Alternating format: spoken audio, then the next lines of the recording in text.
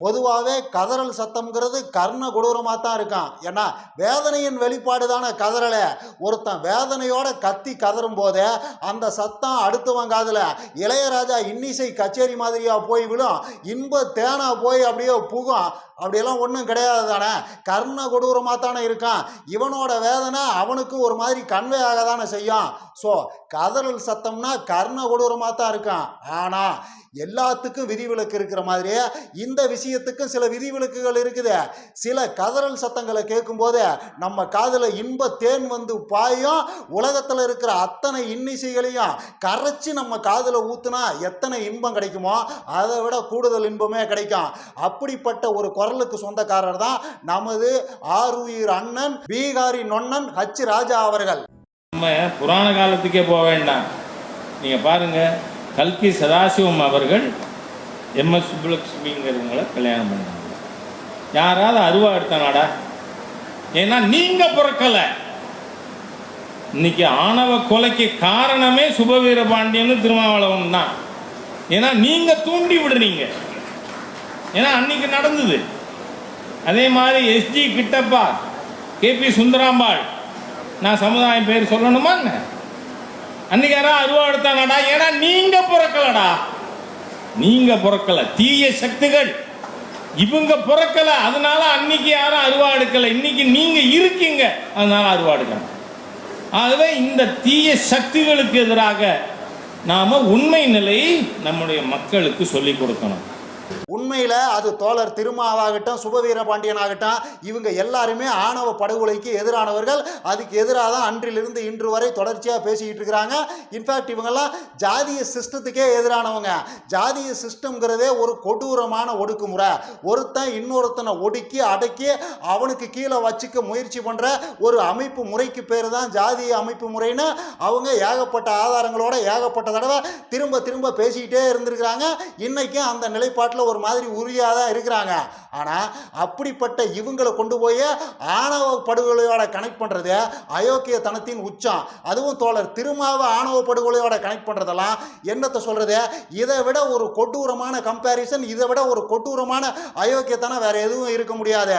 ஒரே நேரத்தில் தலித்துகளின் விரோதியாகவும் அதே நேரம் அந்த பக்கம் இருக்கிற சோகால்டு மேல் ஜாதிக்காரங்களுக்கும் திருமா எதிரி விரோதிங்கிற மாதிரியும் ஒரு மாதிரி அவரை எல்லாருக்கும் எதிரியாக காட்டுற ஒரு எச்சத்தனத்தை தான் இந்த எச்ச பண்ணிக்கிட்டு இருக்குதுன்னு வைங்க. சரி, இவங்க இந்த மாதிரி எச்சத்தனம் பண்ணலான்னா தான் ஆச்சரியம். இது ஒரு பக்கம் இருக்கட்டும். இந்த எச்ச சொல்ற மாதிரியே ஆணவ படுகொலைங்கிறது இந்த சுபவியும் திருமாவும் பிறந்ததுக்கு அப்புறமா தான் நடக்குதா அப்படின்னு கேட்டீங்கன்னா என்னத்தை சொல்றது? இதெல்லாம் பித்தலாட்டத்திலையும் அயோக்கியத்தனமான பித்தலாட்டம். காலங்காலமாக ஜாதி சிஸ்டம் கட்டி காப்பாற்றப்பட்டதே இந்த மாதிரியான ஆணவ படுகொலைகளால் தான். இந்திய வரலாறு முழுக்க தொடர்ச்சியாக பல காரணங்களுக்காக பல சமயங்களில் பல விதங்களில் ஆணவ படுகொலைங்கிறது தொடர்ச்சியாக நடத்தப்பட்டே தான் வந்திருக்குது. அதையெல்லாம் செஞ்சு தான் இந்த ஜாதி சிஸ்டத்தை இன்னைக்கு வரைக்கும் இப்படி கட்டி காப்பாற்றி வச்சிருக்கிறாங்க. இதுக்கு ஒரு பெஸ்ட் எக்ஸாம்பிள் சொல்லணும்னா இந்த உடன்கட்டை ஏறுதலை சொல்லலாம். உடன்கட்டை ஏறுதல்ங்கிறது தான் ஒரு மாதிரி ஆணவ படுகொலை தான். அதாவது ஒரே சாதிக்குள்ள ஒரு ஆணும் பெண்ணும் திருமணம் பண்ணிக்கிறாங்க. அவங்க கொஞ்ச நாள் வாழ்றாங்க. அப்புறமா அந்த ஆண் இறந்து போயிடுறான். அந்த அம்மா கணவனை இழந்த பெண்ணாயிருது. என்ன பண்றதுன்னு தெரியல. அந்த காலத்துல பெண்ணுக்கு அதுவா மறுமணம் பண்ணிக்கிறதுக்கும் உரிமை கிடையாது. ஒரு ஆண் வந்து கணவனை இழந்த பெண்ணுக்கு வாழ்க்கை கொடுக்கறதுங்கிற அந்த கலாச்சாரமும் கிடையாது. பெண்ணுக்கு சாய்ஸே கிடையாது. தன்னந்தனியாக தான் அந்த அம்மா கடைசி வரைக்கும் வாழணும். ஆனா அந்த அம்மாவுக்கு இன்னும் இளமை பாக்கி இருக்குது. ஸோ அந்த அம்மா அடுத்த சாதி ஆண் மேல ஆசைப்படுறதுக்கு பிரகாசமா வாய்ப்பு இருக்குது. அப்படி அவங்க ரெண்டு பேர்த்துக்குள்ள ஒரு கனெக்ஷன் வந்துட்டா, அதன் மூலமா அவங்களுக்குள்ள ஒரு குழந்தை உருவாயிட்டா, அப்புறம் என்ன ஆகுறது? ஜாதி சிஸ்டமே கொலாப்ஸ் ஆயிராதா? ஏன்னா பிறக்க போற அந்த குழந்தையை எந்த சாதியில சேர்க்கறது? ஆணோட சாதியில சேர்த்தாலும் ஜாதி இனக்கலப்பை நாமளே அலோவ் பண்ற மாதிரி ஆயிரும். ஜாதி கலப்பை நாமளே அங்கீகரிச்ச மாதிரி ஆயிரும். அப்படியும் பண்ண முடியாது, எதுவும் பண்ண முடியாது. அந்த குழந்தைய கொல்லணும், இவங்களை கொல்லணும், எல்லாத்தையும் கொல்லணும். அது மட்டும்தான் சாய்ஸ். இதை விட்டுட்டு நீங்க வேற எதை செஞ்சீங்கனாலும் ஜாதி கலப்பை நீங்களே ஆதரிக்கிற மாதிரி ஆயிரும். ஜாதி சிஸ்டம்ங்கிறதுக்கே எந்த மீனிங்கும் இல்லைன்ற மாதிரி ஆயிரும். ஸோ அன்றைய நமது அறிவுமிக்க முன்னோர்கள் என்ன முடிவு எடுக்கிறாங்கன்னா, எதுக்கு குழந்தை பிறந்ததுக்கு அப்புறம் குழந்தைய கொன்னு இந்த அம்மாவை கொன்னு அவனை கொன்னு எல்லாத்தையும் கொண்டுகிட்டு அதெல்லாம் எதுவும் தேவையில்லை. புருஷன் செத்த உடனே சிம்பிளா ஒரே ஒரு கொலை, அந்த அம்மாவையே தூக்கி அந்த தீயிலேயே போட்ட வேலை முடிஞ்சது.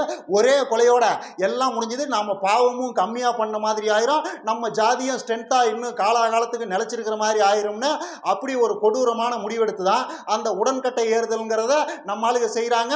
புருஷன் செத்தோன்னே பொண்டாட்டியும் தூக்கி தீக்குள்ளே போடுற அந்த கலாச்சாரம்ங்கிறது உருவாகுது. இதை விட ஒரு அயோக்கியத்தனமான ஆணவ படுகொலை இருந்திருக்க முடியுமா? இன்னைக்கு என்ன காரணத்துக்காக ஆணவ படுகொலைகள் நடக்குதோ அதே காரணத்துக்காக தான் அன்றைக்கு உடன்கட்டை ஏறுதல்ங்கிறதும் இருந்தது. ஆக்சுவலாக இதுக்கு இப்படி ஒரு கொடூரமான வரலாறு இருக்கும்போது இதை புனிதப்படுத்துறதுக்கு இன்னைக்கும் ஆட்கள் இருக்கிறாங்க. இந்து மதத்தின் புனிதத்தை விலக்கி சொல்ற இந்துத்துவம், இன்னப்புறம் இந்த கலாச்சாரத்தின் புனிதத்தை கட்டி காப்பாற்றுற ஜக்கி வாசுதேவ் மாதிரியான சாமியார்கள்லாம் இதுக்கு ஒரு மாதிரி புனித விளக்கத்தை சொல்லுவாங்க. அதாவது அந்த காலத்தில் நம்ம கலாச்சாரம் எவ்வளவு புனிதமானதாக இருந்தது தெரியுமா? நம்ம கலாச்சாரத்தை பொறுத்த வரைக்கும் திருமணம்ங்கிறது மற்ற கலாச்சாரங்கள் மாதிரி பிரிக்கக்கூடிய ஒரு உறவாலாம் இருந்ததே கிடையாது. நம்ம ஆளுங்க கண்ணாலம் பண்ணிட்டாங்கன்னாவே முடிஞ்சு போச்சு. இரண்டு உடல்கள் ஒரு உயிரா மாறிடுச்சுன்னு அர்த்தம். கண்ணாலத்துக்கு அப்புறம் புருஷனும் பொண்டாட்டியும் உடல் தான் வெவ்வேறு, உயிருங்கிறது ஒண்ணுதான். அந்த மாதிரி ஒரு அந்யோன்யத்தோட தான் அவங்க வாழ்ந்துகிட்டு இருந்தாங்க. அதனால தான் புருஷன் செத்த உடனே ஐயோ என் உயிரில் பாதி போயிருச்சே, இன்னொரு உடலே போயிருச்சே, இதுக்கப்புறம் இந்த உடலுக்கு இங்கே என்ன வேலைன்னு பொண்டாட்டி இமீடியட்டாக தீயில இறங்கிட்டா அப்படின்லாம் உருட்டுவார். இந்த காலத்துலேயும் இந்த பீத்த வெங்காய விளக்கங்களை நம்புறதுக்கு ஒரு கூட்டம் இருக்குதுன்னு வைங்க. அவர் பெரிய ஆகச்சிறந்த அறிவாளின்னு நம்புறதுக்கும் ஒரு பெரிய கூட்டம் இருக்குதுன்னு வைங்க. ஆனால் இதில் மேட்ரு என்னடா, அது என்னடா பொண்டாட்டி மட்டும்தான் அப்படி ஈருடல் ஓர் உயிருங்கிற உணர்வோட அந்த காலத்தில் இருந்தாளா? அதனால அவளை தீயில எட்டி குதிச்சிட்டாளா? என் புருஷன் அதை ஏன் செய்யலை? ஈருடல் ஓர் உயிருங்கிற உணர்வு அவனுக்கு இருந்திருந்தா பொண்டாட்டி செத்த கையோட இவனும் தீயில இறங்கியிருக்கணும்ல. எந்த காலத்தில் ஆம்பளைய தீயில இறங்கினானுங்க? பொண்டாட்டி செத்த கையோட புது வேட்டி சட்டையை கட்டிக்கிட்டு இமீடியட்டா புது மாப்பிள்ளையாக தான் மாறினானுங்களே தவிர எவன் தீயில இறங்கினான் அப்படிங்கிற இந்த கேள்விக்கு ஜக்கிகிட்ட மட்டும் இல்லை, எந்த பக்கிகிட்டையும் பதில் கிடையாது. இது எல்லாத்துக்கும் மேல இந்த நூலிபான்கள்லாம் என்னவோ ஆணவ படுகொலைக்கு எதிரானவர்கள்ங்கிற மாதிரி பேசுறது தான் கொடூரத்திலேயே ஆக சிறந்த கொடூரம். ஆக்சுவலா ஜாதி சிஸ்டம் இருக்கணுங்கிறது மற்ற எல்லாத்த விட இவாளுக்கு தான் ரொம்ப முக்கியம். ஏன்னா ஆயிரம் வருஷமா ஜாதி சிஸ்டத்தால அதிக பலனடைஞ்சதே இவாக்கள் தான். ஸோ இவா அந்த பக்கம் போய் அப்பாவிகளை சாதாரண சாதி வெறியர்களா இருக்கிறவங்கள கொலகார சாதி வெறியர்களா வெறியேற்றி விடுறதே இவாக்கள் தான். அந்த பக்கம் அதை பண்ணிவிட்டு இந்த பக்கம் வந்து இவங்களால தான் அது நடக்குது, அவங்களால தான் அது நடக்குதுலாம் பேசுறதெல்லாம் என்னத்தை சொல்றது? காலங்காலமாக நடக்கிற அயோக்கியத்தனம் தான் இதெல்லாம். சரி, தமிழ் கூறும் நல்லுலகம் இன்னும் இந்த ஹச் ராஜா மாதிரியான நூலிபான்களோட பித்தலாட்டத்துக்கெல்லாம் பலியாகலை. அந்த அளவுக்கெல்லாம் நம்ம சனம் கூறுகட்டு போகலைன்னு நம்பிட்டு அடுத்த மேட்டருக்கு போவோம். அதாவது இன்னைக்கு தேதிக்கு நாம் தமிழர் கட்சிங்கிறது ரெண்டா பிரிஞ்சு கிடக்குது. அண்ணன் அதிமுகவோட கூட்டணி வைக்கணும்னு ஒரு கூட்டமும், அதிமுகவோட கூட்டணிங்கிற பேச்சுக்கே இடம் கிடையாது, எப்பயும் போல தன்னந்தனியாக தான் நொண்ணன் கம்பு சுத்தணும்னு கூவுற இன்னொரு கூட்டமும் அந்த கட்சிக்குள்ள இப்ப இருக்குது. அப்படி ஒரு கிரிட்டிக்கலான சூழ்நிலை அங்க உருவாயிருச்சு. இதுக்கு அஸ்திவாரம் போட்டது யாருன்னு பார்த்தீங்கன்னா வேற யாரும் கிடையாது, நொண்ணனையா தான். போன வாரம் போட்ட ஒரு மீட்டிங்கில் நொன்ன என் ஆட்டத்தை அடுத்த வருஷம் பாருங்க, போன தடவை நீங்கள் ஆட்சி அமைச்சதே என்னால் தான், ஆனால் இந்த தடவை அப்படியெல்லாம் நடக்காது. சிவதாண்டவத்தை பார்த்துருப்பீங்க, சீமான் தாண்டவத்தை நீங்கள் ரொம்ப சீக்கிரம் பார்க்க போகிறீங்க அப்படின்னு திமுகவை பார்த்து நொன்ன முறுக்க இது எல்லா பிரச்சனைக்குமான ஆரம்ப புள்ளியாக அமைஞ்சிருச்சு. இதை வச்சுக்கிட்டு அந்த பக்கம் கிஷோர் கே சாமி வகையரா சங்கிகள்லாம் ஒரு மாதிரி கொளுத்தி போட்டாங்க. அதாவது நாங்கள் ஒரு சர்வே எடுத்தோம், அதில் அதிமுகவும் என்டி கேவும் சேர்ந்தா அவ்வளவுதான் கிளீன் ஸ்வீப்பு, திமுக கிளீன் போல்டு. 234 தொகுதியில் எந்த தொகுதியிலையும் திமுகவுக்கு டெபாசிட்டே வராது. அதுக்கு நடக்க வேண்டியதுங்கிறது ஒன்னே ஒண்ணுதான், அதிமுகவும் அண்ணனும் சேரணும் அப்படிங்கிற மாதிரி இவங்க கொளுத்தி போட, கூடவே நொண்ணனுக்கு ஆதரவா வீடியோ போடுற சில யூடியூப் தம்பிகளும் சேர்ந்துக்கிட்டு கூவ அது ஒரு மாதிரி பத்திக்கிட்டு எரியுது. அந்த பக்கம் அப்பாவி தம்பிகள் பல பேர் இந்த தம்பிகள் மேலேயும் இந்த கிஷோர் கே சாமி வகைரா சங்கிகள் மேலேயும் எரிச்சலை கொட்டிக்கிட்டு இருக்கிறானுங்க. கையில் கட்டச்சா நீங்க நாரிடுவீங்கடாங்கிற ரேஞ்சுக்கு சீறி பாஞ்சுக்கிட்டு இருக்கிறானுங்க. ஏண்டடே எங்க அண்ணனா அதிமுகவோட கொண்டு போய் கோத்து விடுற மாமா வேலையை தான் பார்த்துக்கிட்டு இருக்கீங்களாடா? இவ்வளவு நாளா மாமா பசங்களாக தான் நீங்க இருந்திருக்கீங்களாடா? அண்ணன் ஆதரவு நீங்களே கடைசியில் இப்படி அங்குள்களா மாறி நிற்கிறீங்களே, இதெல்லாம் ஒரு பொலப்பாடான அவனுங்க இவனுங்க மேல பாய. இன்னைக்கெல்லாம் ஒரு தம்பி கொடூரமான முடிவு எடுத்துட்டான். அதாவதுப்பா இனிமே எனக்கு நாம் தமிழர் ஆதரவாளருங்கிற அந்த அடையாளமே தேவையில்லை, நானே அதை தூக்கி எறிஞ்சிட்டேன், இனிமேலும் நான் அண்ணனுக்கு ஆதரவாக தான் தான் பேசுவேன். ஆனால் சில நேரங்களில் அதிமுகவுக்கு ஆதரவாகவும் பேசுவான். அந்த சமயங்கள்ல எல்லாம் அதை கேட்கறதுக்கு உங்களுக்கு ஒரு மாதிரி நாராசமாக இருந்ததுன்னா பொத்துனாப்பில் போயிருங்க. அதிமுக கிட்ட காசு வாங்கிட்டான்லாம் என் மேலே பாயிற வேலையெல்லாம் வச்சுக்காதீங்கன்னு ஒரு தம்பி கொடூரமான முடிவு எடுத்துட்டான்னா பாருங்களேன். அந்த லெவலுக்கு அந்த பிரச்சனைங்கிறது அங்கே பத்தி எரிஞ்சுக்கிட்டு இருக்குது. இதில் இன்னொரு யதார்த்தமான உண்மையும் இருக்குது. அதாவது இவங்கெல்லாம் நொன்ன அதிமுகவோட கூட்டணி போனாதான் அது நாட்டுக்கு நல்லதுன்னு கூவுறதுல அர்த்தமே இல்லாமே இல்லை. அதாவது நாம் தமிழர் கிறுக்கணுங்களுக்குள்ளேயே இந்த 2024 பார்லிமெண்ட் எலெக்ஷனுக்கு அப்புறமா குறிப்பா விஜயோட அரசியல் வருகைக்கு அப்புறமா 2 குரூப் உருவாகி இருக்குது. ரெண்டுமே நாம் தமிழர் தம்பி கிறுக்கு கும்பல் தான்.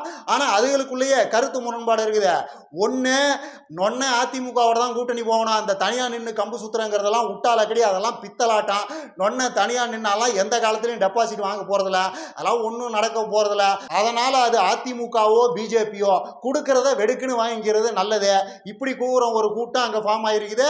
அதே மாதிரி எப்பயும் இருக்கிற கிறுக்கு கூட்டம், அதெல்லாம் அண்ணன் யாரு கூடயும் சேரக்கூடாது, யாரோட சேர்ந்தாலும் தமிழ்நாட்டு அரசியல் கெட்டு குட்டிச்சவராயிரும், அண்ணன் நினைக்கிற புனிதமான அரசியல் எல்லாம் படைச்சு புடிங்கி நடவெல்லாம் முடியாது, அண்ணன் எப்பயும் தன்னந்தனியாக தான் நிற்கணும் அப்படிங்கிற எப்பயும் இருக்கிற கிறுக்கு கூட்டம். இவங்களுக்கு இடையில மல்லு கட்ட வேண்டிய ஒரு நெருக்கடிக்கு நொன்ன இப்ப தள்ளப்பட்டிருக்கிறாரு. என்ன பண்ண போறாருன்னு தெரியல. கூட்டம் ஜெயிக்க போறாரா இல்ல கூட்டணிக்கு போறாரா தெரியல. ஆனா அப்பாவி தம்பிகள் எல்லாத்துக்கும் நான் சொல்றது என்னன்னா, உங்க நொன்ன கூட்டணிக்கு போனாலும் சரி இல்ல அவரா ஒரு கூட்டணி சேர்த்தாலும் சரி, எல்லாத்துலயும் அவருக்கு லாபம் தான், உங்களுக்கு தான் என்னைக்கும் எந்த லாபமும் கிடைக்க போறதில்ல. அதாவது நொன்ன அதிமுகவோட கூட்டணிக்கு போனார்னா திமுகவோட பேரம் படியலன்னு அர்த்தம். அதிமுகவோட போகாம தன்னந்தனியா நின்னார்னா திமுகவோட பேரம் படிஞ்சிருச்சுன்னு அர்த்தம். இது ரெண்டும் இல்லாம பிஜேபியோட நொன்ன கூட்டணிக்கு போனார்னா இவங்க 2 பேர்த்த விட பெரிய ஆஃபரா பிஜேபி கொடுத்துருக்குதுன்னு அர்த்தம். அவ்வளவுதான். ஆக மொத்தம் அது நாம் தமிழர் ஆகட்டும் சீமான் ஆகட்டும் இவங்களோட இலக்குங்கிறது ஒண்ணுதான். அதான் தெரியுமே, இனத்தின் விடுதலை தானாங்கிறீங்களா? அட அப்பாவி தற்கூரி முண்டாங்களா, சுருக்கு பைய நிரப்பிக்கிறதுரா. உங்களுக்கு புரியுற மாதிரி சொல்லணும்னா கல்லாப்பெட்டியை ஃபுல்லாகிற வரைக்கும் வாங்கி போட்டுக்கிட்டே இருக்கிறதுன்னு அர்த்தம்டா. இதுக்கு மேலையெல்லாம் புரியுற மாதிரி என்னால் சொல்ல முடியாது. இப்பயும் புரியலன்னா நான் எப்பயும் சொல்கிறது தான், நொன்ன ஆட்சிக்கு வந்து போட போகிற ஆட்டு பண்ணையில் புழு கல்றதுக்காக இப்பயே பொச்சை மூடிட்டு போய் கியூவில் நில்லுங்க. அவ்வளோதான் உங்கள் அறிவு, அவ்வளோதான் உங்கள் தகுதி. இன்னும் நிறைய பேசலாம். லைக் பண்ணுங்கள், ஷேர் பண்ணுங்கள், கமெண்ட் பண்ணுங்கள், மறக்காமல் சப்ஸ்கிரைப் பண்ணிடுங்க.